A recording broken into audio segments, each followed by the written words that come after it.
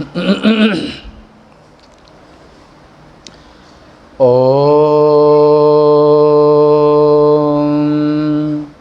सहनाववतु सहनौ भुनक्तु सह वीर्यं करवावहै तेजस्विनावधीतमस्तु मा विद्विषावहै।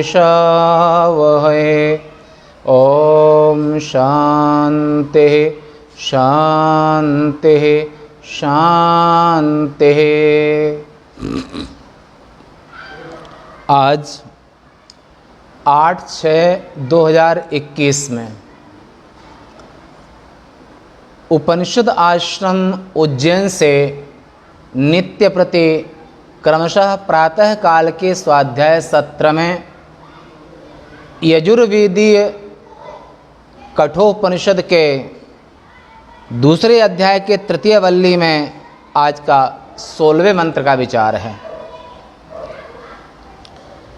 कल के दिन में 15वें मंत्र तक का श्रवण किया, जिसमें संपूर्ण विशेषणों का अभाव, परमात्मा ब्रह्म सच्चिदानंद में संपूर्ण विशेषणों का अभाव, आत्मस्वरूप से जान लेने के कारण जो भी विद्वान ऐसे परमेश्वर को अभिन्न स्वरूप से आत्मस्वरूप से जान लेता है तो उसकी समस्त ग्रंथियां यानी कि पुण्य विवर्जित पंथा, संपूर्ण ग्रंथियां जो बंधन करने वाले हैं, पाप बाहुल्य से नरक आदिक तिर्यक आदिक उन योनियों में जाना पड़ता है और पुण्य प्रभाव से स्वर्गादिक देवत्व की प्राप्ति।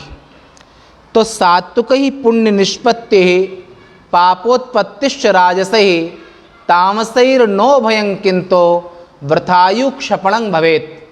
ये शास्त्रीय प्रथम वर्ष में जो वेदांत दर्शांकर वेदांत दर्शन से करते हैं तो उन प्रथम वर्ष में आता है पंचदशी में।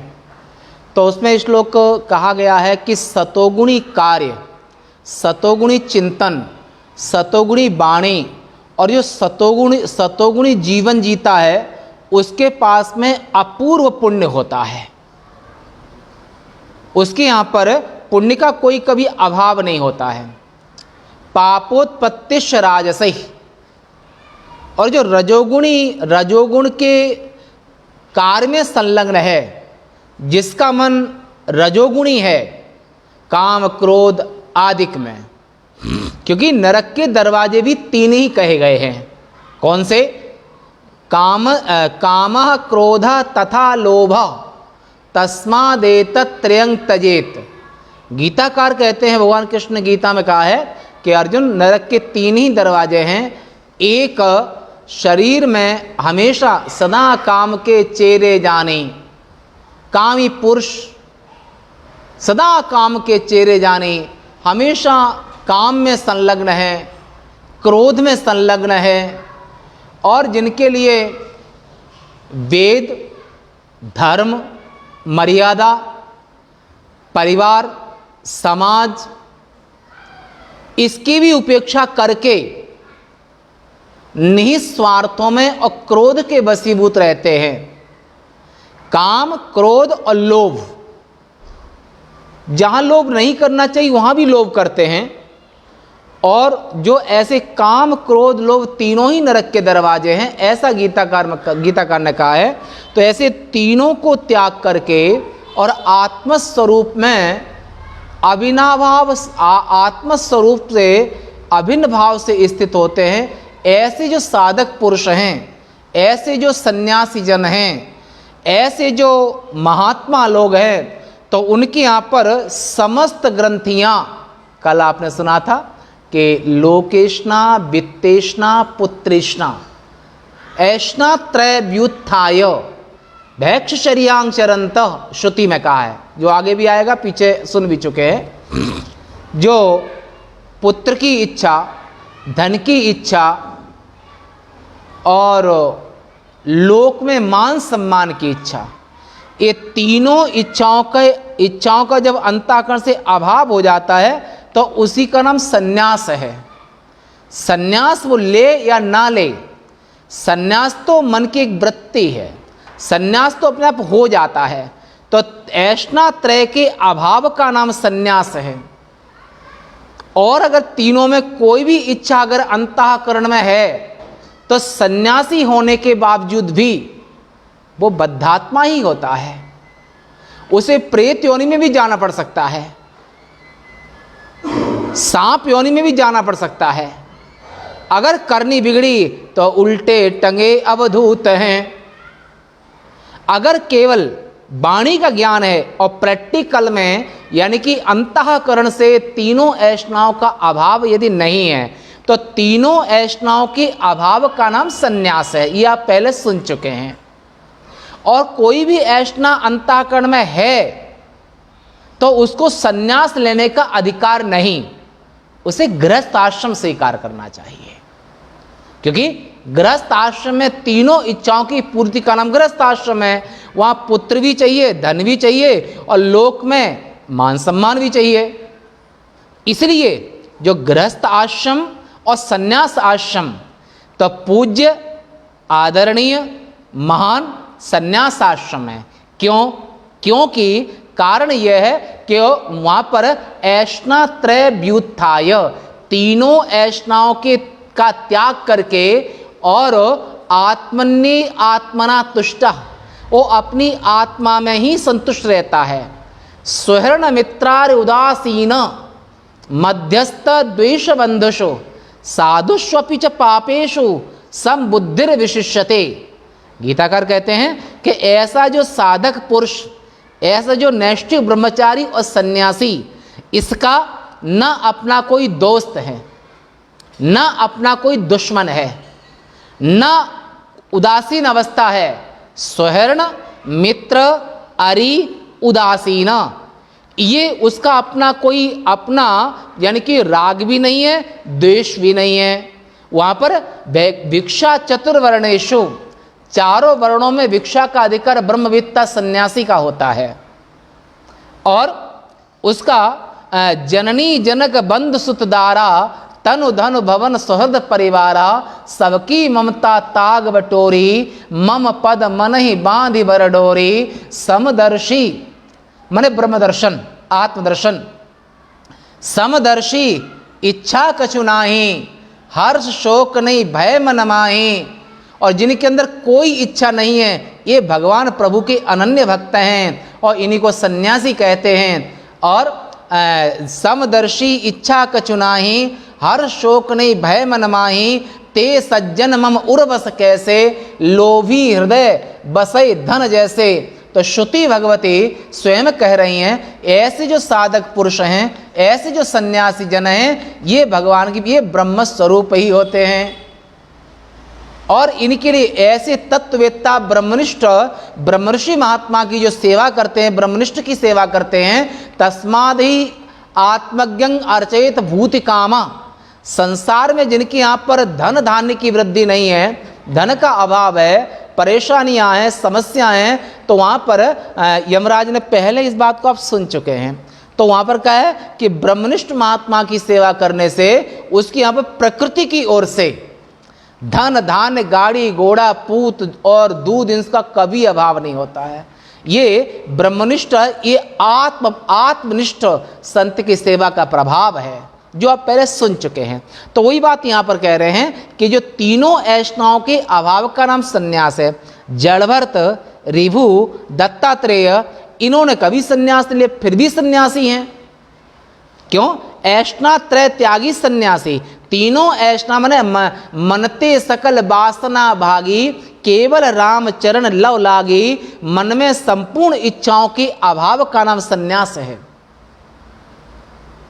पूरे सब इच्छाएं अभाव हो जाएंगी तो वो सन्यासी जिएगा कैसे? तब वहां पर गीता में इसका भी समाधान दिया है, अन्य जगह पर दिया है कि शारीरं केवलं कर्म न कुर्वन् नाप्नोत किल्विषम। किल्विषम पाप। शरीर की आवश्यकता अनुसार जो संग्रह आदि करता है, शरीर की आवश्यकता, शरीर का स्वास्थ्य आदि को लेकर के सावधान रहता है, तो उसे कभी कोई पाप नहीं लगता है, वो चाहे गृहस्थ हो और चाहे विरक्त सन्यासी हो। शरीर की आवश्यकता भर यदि वो कार्य करता है तो उसे पाप छू भी नहीं सकता है, ऐसा। तो वो यहाँ पर समश्नुते यानी कि ऐसे तत्ववेत्ता, ऐसे आत्म प्रज्ञ स्थित प्रज्ञ महात्मा की संपूर्ण ग्रंथियां छूट जाती हैं। अब वो आत्मरति, आत्म क्रीड़ा, आत्माराम, इस सामवेद के छांदोग्य श्रुति में आगे आप श्रवण करेंगे।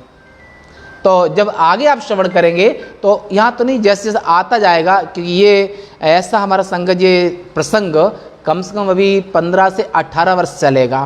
तो शांकर भाष्य इसी चैनल पर, शांकर भाष्य और संपूर्ण उपनिषदें एक ही जगह मिल सकती हैं इस जगह पर।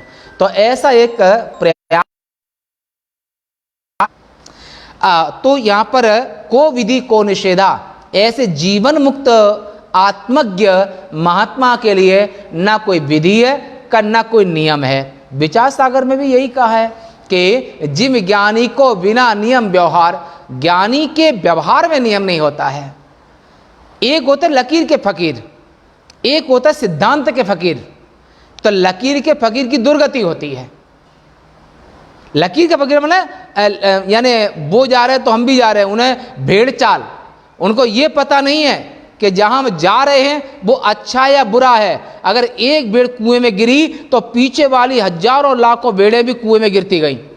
लकीर के फकीर।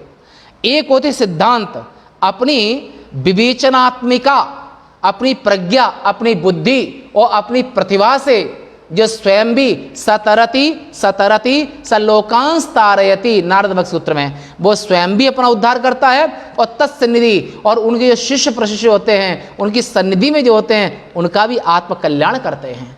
ऐसे तत्ववेत्ता महात्मा के लिए कोई न कोई नियम है न कोई विधि है। वो जीवित अवस्था में संपूर्ण ग्रंथियां उनकी मुक्त हो जाती हैं, उनकी संपूर्ण ग्रंथियां नष्ट हो जाती हैं, न पुण्य और पाप दोनों ही नष्ट हो जाते हैं, ये बात।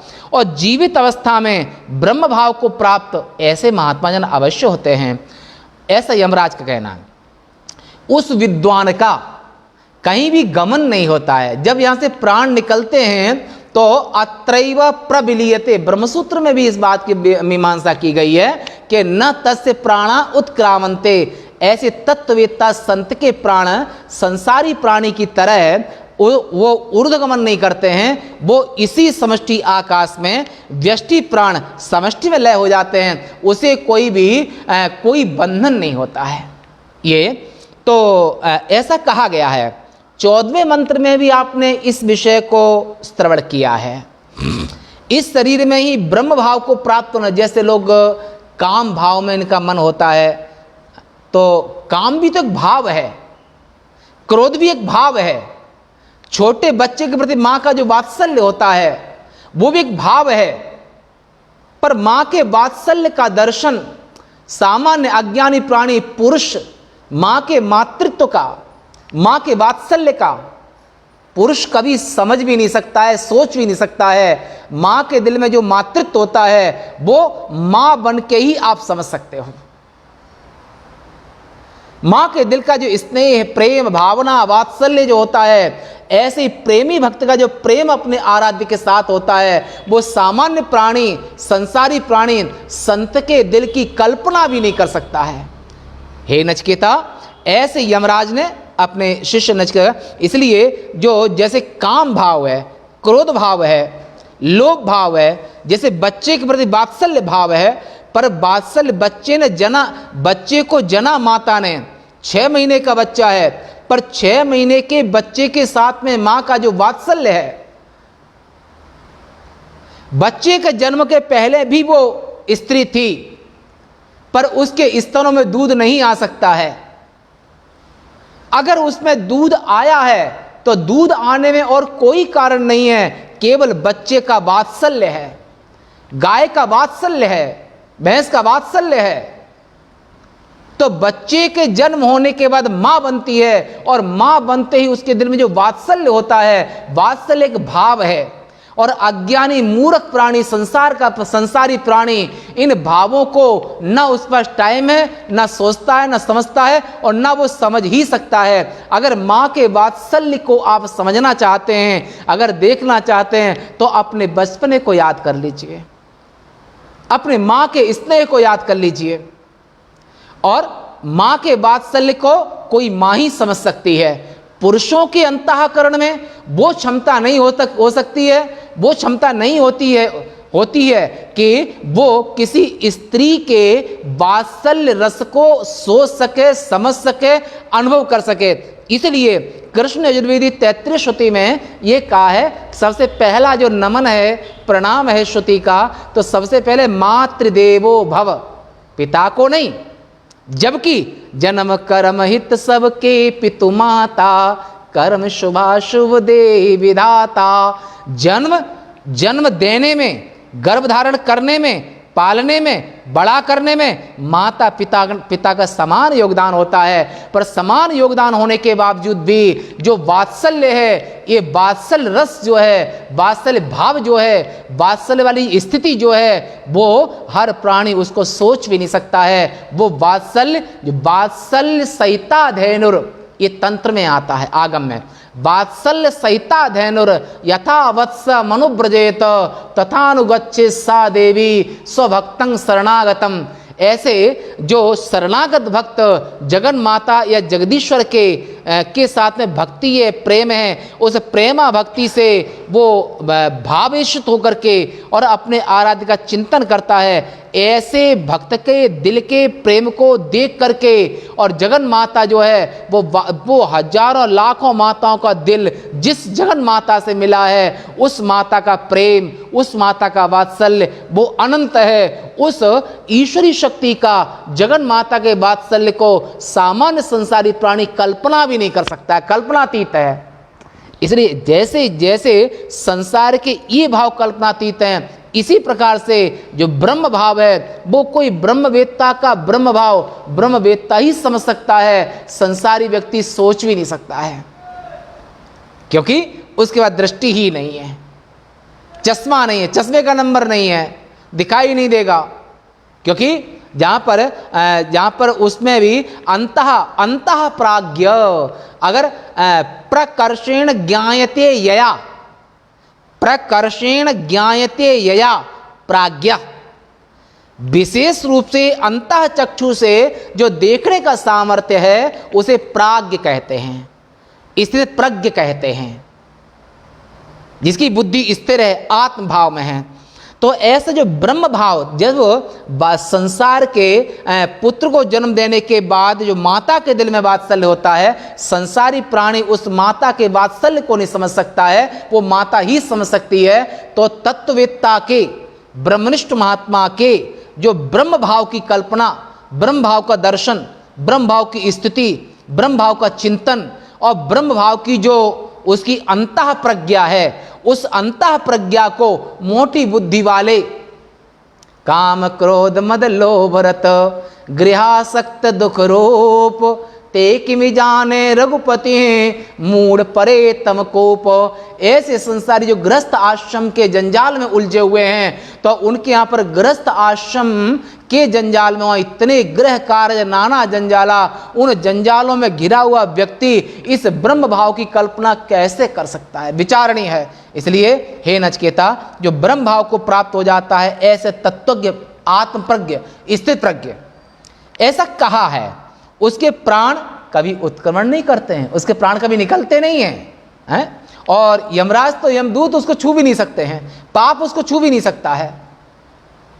और शुद्धो धर्मो विवर्धते, ऐसा आत्मवेत्ता, ऐसा आत्मनिष्ठ ब्रह्मनिष्ठ उपनिषद ऋषि, जिसके यहाँ पर धर्म इतना ज्यादा होता है, जिसे जिम प्रलय के बादरे, महाप्रलय के समय पर हाथी की सूंड के समान बूंदें गिरती हैं।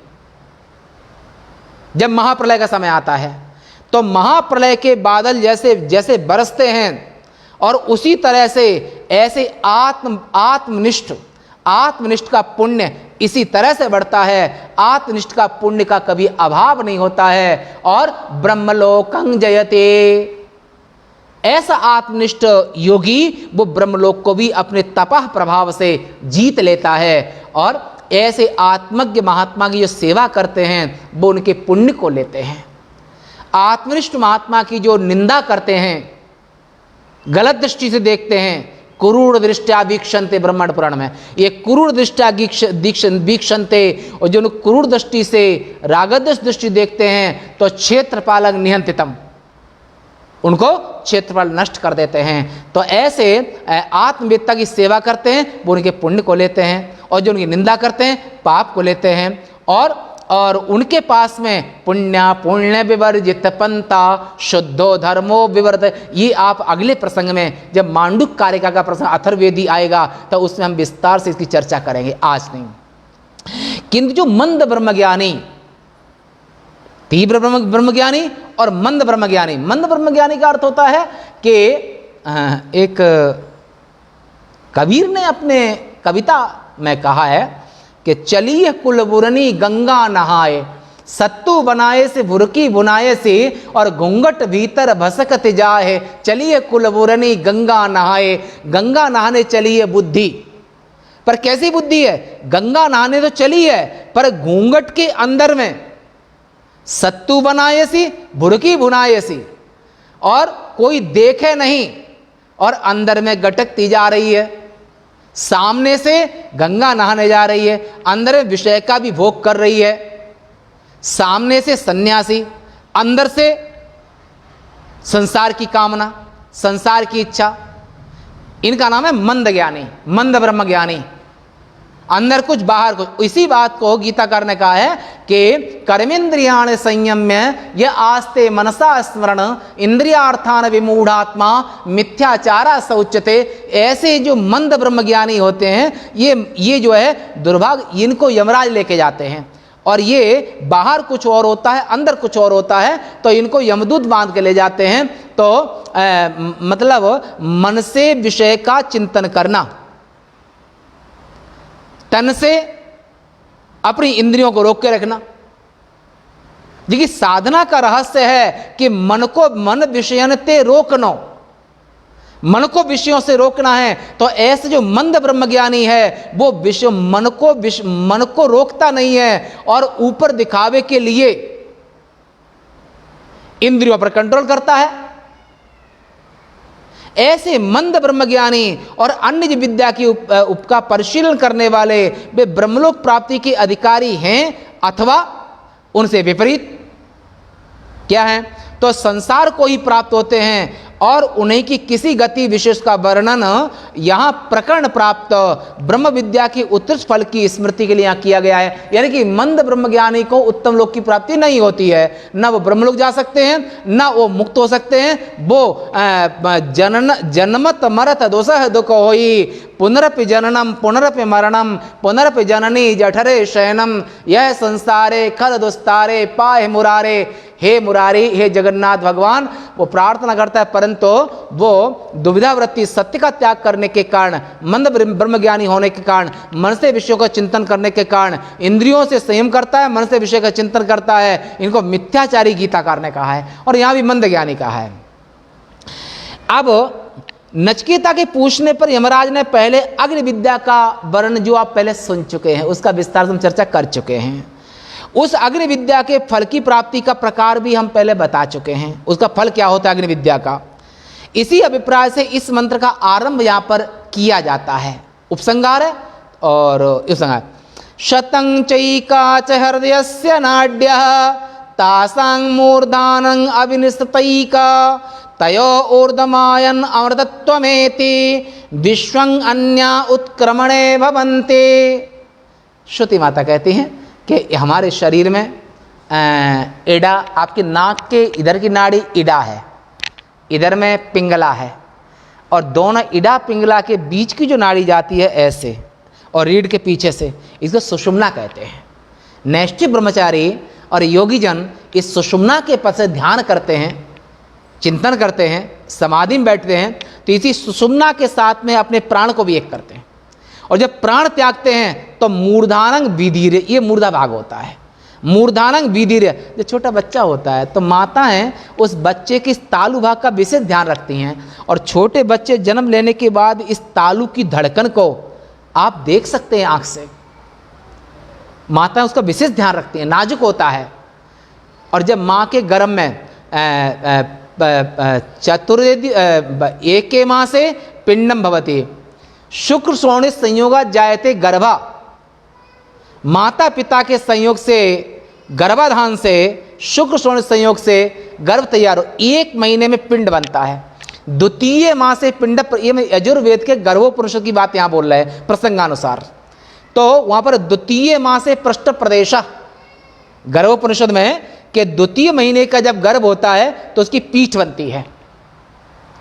तृतीय माह से पाद प्रदेश, चतुर्थ माह से शिरोभागम, पंचमे माह से यौन निर्धारण लिंग निर्धारण आदिक, षष्ठे माह से संपूर्ण भवति, माँ के गर्भ में 6 महीने में ये बच्चा बन के तैयार हो जाता है, पर 6 महीने का गर्भपात हुआ है तो बच्चा बचेगा नहीं।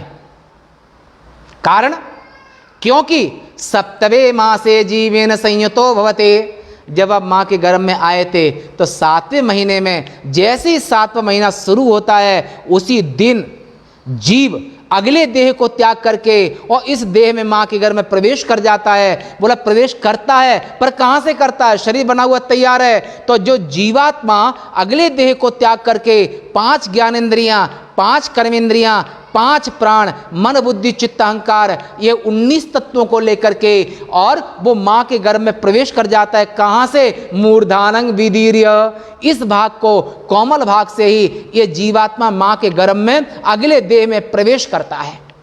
और जहाँ से प्रवेश करता है, जब आप देह त्यागते हैं, जब यहीं से प्राण निकलेंगे तो न तस्य प्राणा, और वहाँ पर न स पुनरावर्तते, न स पुनरावर्तते, ब्रह्मसूत्र का 555वां सूत्र।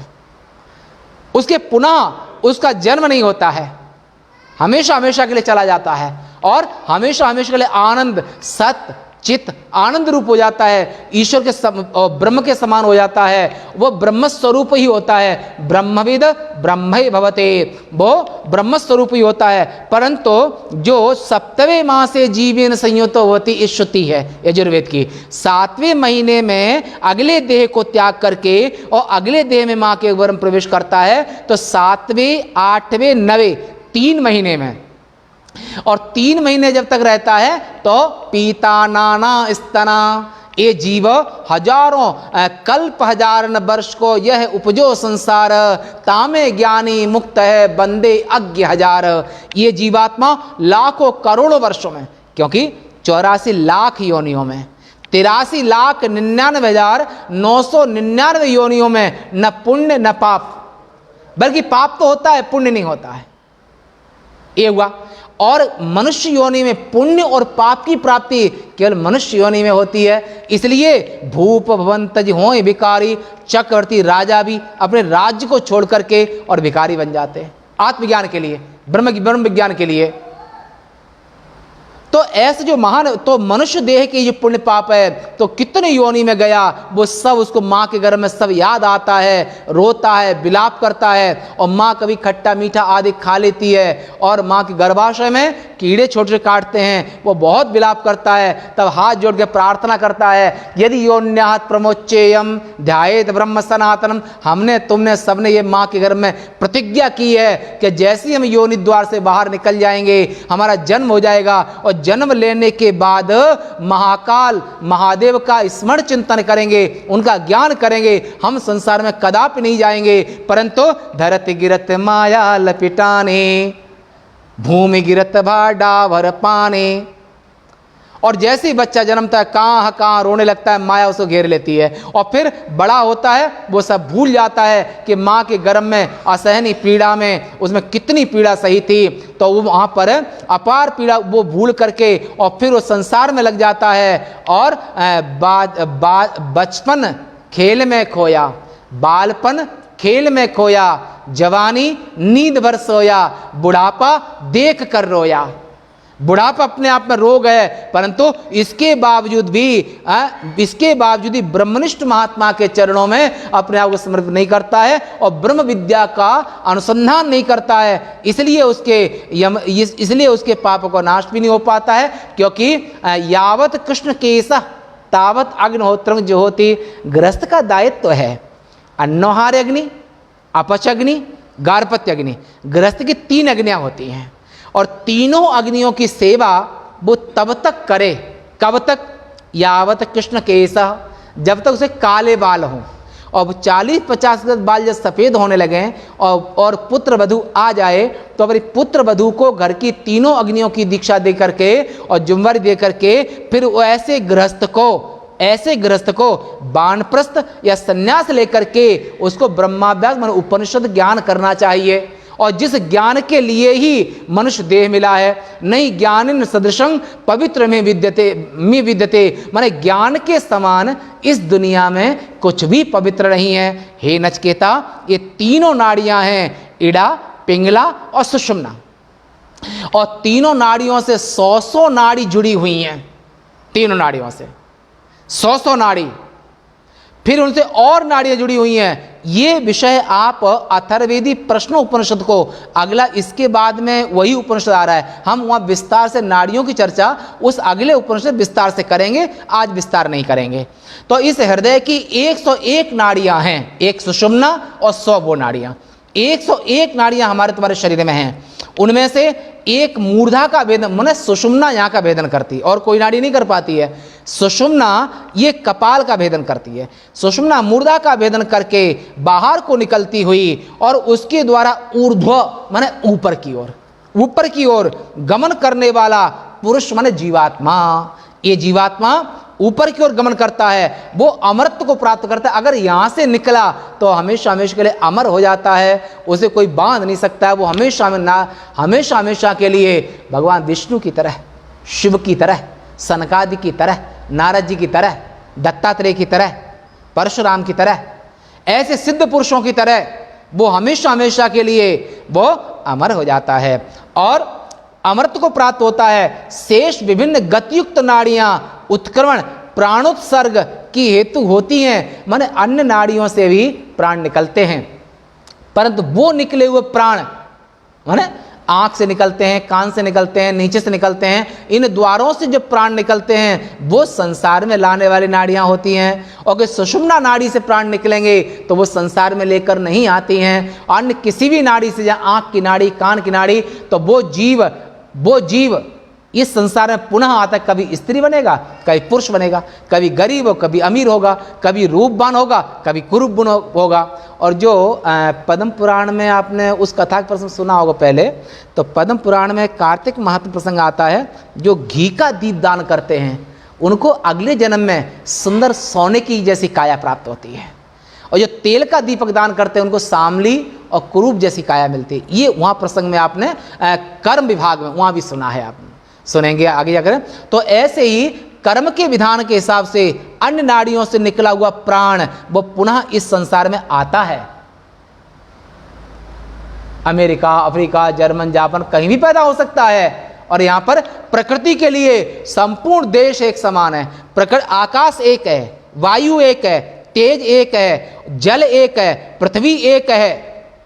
ये प्रसंग आप पहले सुन चुके हैं। वायुरथैको भुवनम प्रविष्ट रूपं रूपं प्रतिरूपे बहिश्च तथा एको, तैसे एक आत्मा इस सब में। तो ये प्रसंग आप सुन चुके हैं। इसे एक ही नाड़ी अमृत प्रदान करती है। शेष नाड़ियों से निकला हुआ जीव पुनः इसी संसार में आता है। कभी गधा बनेगा, घोड़ा बनेगा, छिपकली बनेगा, मरघट बनेगा, और जो है बंदर बनेगा, भालू बनेगा, और वो मछली बनेगा, मगर बनेगा, लड़की बनेगा, लड़का बनेगा। यथा कर्म यथा श्रुतम, ये प्रसंग आप पहले सुन चुके हैं। जैसा कर्म और जैसा ज्ञान, उसके अनुसार जीव को अगली योनि मिलती है, अगला शरीर मिलता है। पुरुष के हृदय से 100 अन्य और सुषुम्ना नाम की एक, माने सुषुम्ना एक नाड़ी, 100 अन्य नाड़ी, ये हमारे तुम्हारे सबके शरीर में होती हैं, एक से एक नाड़ियां। तो सुषुम्ना पुनः सुन लीजिए।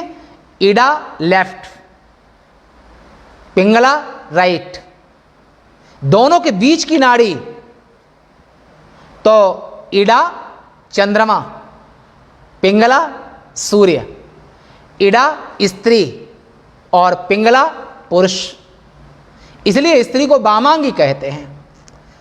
चंद्र का अंश स्त्री में मुख्य होता है, ज्यादा होता है, प्रकृति का रूप है, तो वहां पर उसका तो वो शीतल होती है, करुणा स्नेह कृपा भाव की मूर्ति होती है।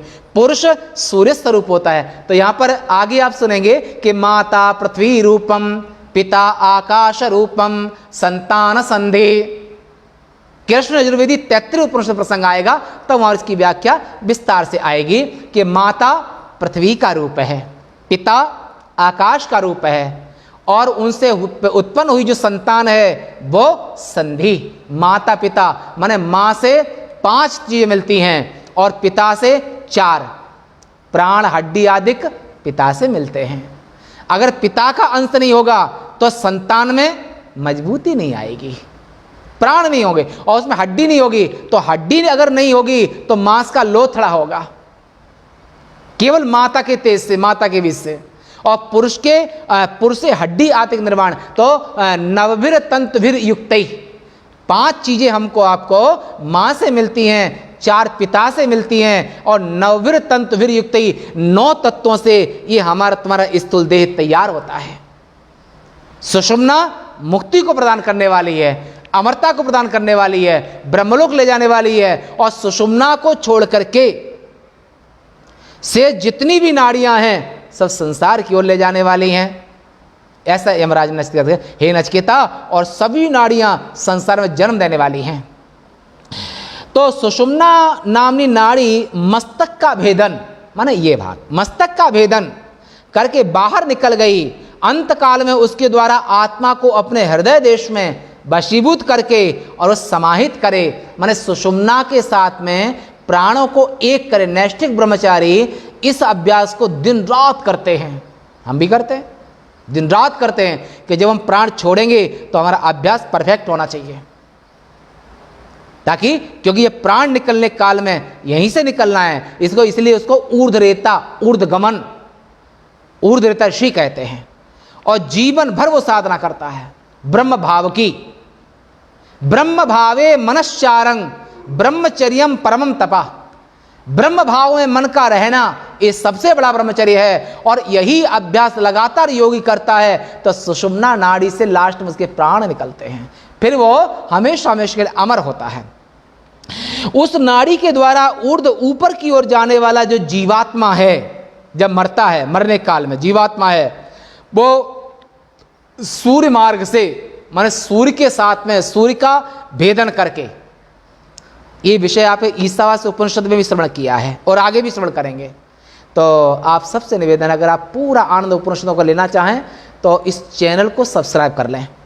जब इसको सब्सक्राइब कर लेंगे और आप इसको तो डेली जैसे यहाँ से होगा डेली स्वाध्याय का अपने आप आपके पास आ जाएगा, और लगभग इसमें 15 से 18 वर्ष लगेगा।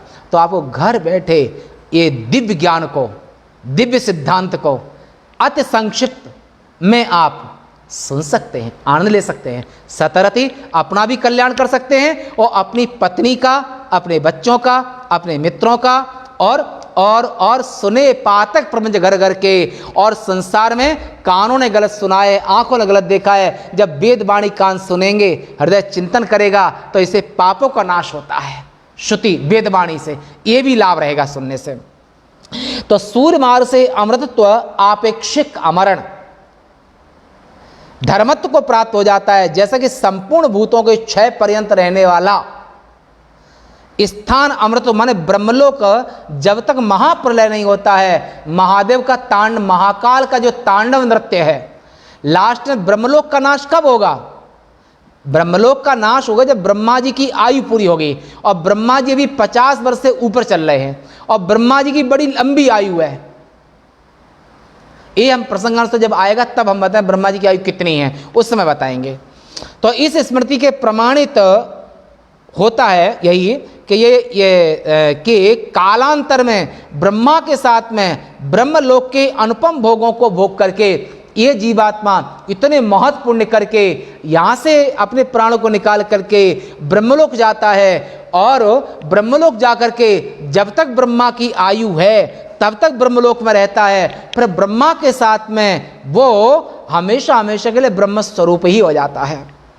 इसके सिवा जिनकी गति विविध भांति की ऐसी अन्य सब नाड़ियों से प्राण प्रयाज माने सुषुम्ना को छोड़ करके जीव किसी भी नाड़ी से प्रवेश कर वो निकलता है, देह त्याग करता है, तो उसको संसार में अवश्य आना पड़ता है। चाहे वो ब्राह्मण बने, क्षत्रिय बने, वैश्य बने, शूद्र बने, स्त्री बने, पुरुष बने, और स्वर्ग में जाए, नरक में जाए, कहीं भी जाए, केवल ब्रह्मलोक ले जाने वाली नाड़ी ओनली सुषुम्ना नाड़ी है, मात्र एक की नाड़ी है। अर्थात वे संसार प्राप्ति के लिए होती हैं, एक सुषुम्ना नाड़ी को छोड़ करके, और सभी संसार प्राप्ति के लिए होती हैं। ये बात आपने यहाँ तक सुनी। आज की सेवा यहीं तक, शेष वार्ता कल। अब एक प्रसंग हम यहाँ प्रसंगानुसार कह देते हैं कि अब एक गौर से आप सुने कि ब्रह्मा जी की आयु कितनी होती है। मनुष्य लोक का 1 वर्ष, देवताओं का 1 दिन, मनुष्य लोक का 1 महीना माने शुक्ल पक्ष और कृष्ण पक्ष, पितरों का 15, यहाँ के मनुष्य लोक के 15 दिन का दिन पितरों का होता है और 15 दिन की रात होती है। स्वर्ग में या इस लोक के उत्तरायण का 1 दिन, दक्षिणायन की रात, और ऐसे 4,32,000 वर्ष का कलयुग, 8,64,000 वर्ष का द्वापुर, और ऐसे 4,32,000 में 3 का गुणा कर दो त्रेता युग, 4,32,000 में 4 का गुणा कर दो सतयुग, लगभग 17 लाख वर्ष के बराबर है ना। तो ऐसे चारों युग को एक जगह उनकी आयु मिला लो, चारों युगों की आयु माने कलयुग से 2 गुना द्वापुर, और कलयुग से 3 गुना त्रेता, कलयुग से 4 गुनी आयु वाला सतयुग, और कलयुग की आयु 4,32,000 वर्ष।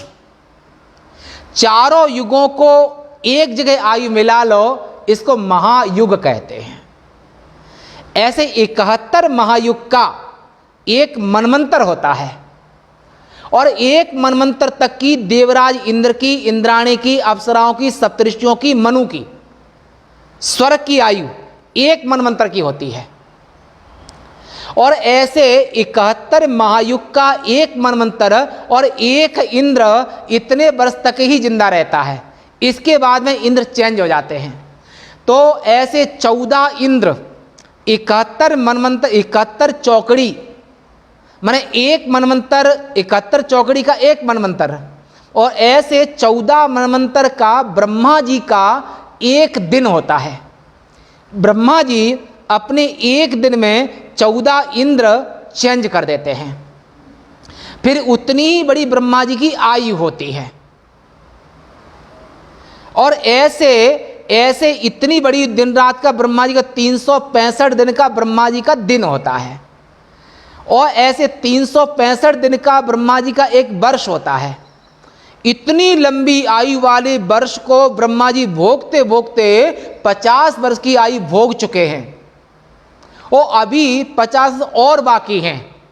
जो 50 वर्ष और जब ब्रह्मा जी के हो जाएंगे, तो इस लोक में जो ऊर्ध्वरेता ऋषि मुनि और नैष्ठिक ब्रह्मचारी सन्यासी जो ब्रह्मलोक गए हुए हैं, वो ब्रह्मा जी के साथ में ब्रह्मा जी के समान भोगों, ब्रह्मा जी के समान ऐश्वर्य भोग आदि बाक की सिद्धि, मन की सिद्धि और संकल्प सिद्धि, ये ब्रह्मा जी के समान रहन सहन उनके समान होगा। परंतु एक है कि ब्रह्मा जी के समान गया हुआ जीव सृष्टि नहीं कर सकता है, विष्णुलोक में गया हुआ जीव पालन नहीं कर सकता है, शिवलोक में गया हुआ जीव प्रलय नहीं कर सकता है। वो प्रलय के देवता महाकाल हैं, और संपूर्ण पृथ्वी का जो नाभि केंद्र है वो महाकाल हैं। वो महाकाल वन जिसे कहते हैं, जहां से आप नित्य प्रति उपनिषद कथा को श्रवण करते हैं। आज की सेवा यहीं तक, शेष वार्ता कल। ओम।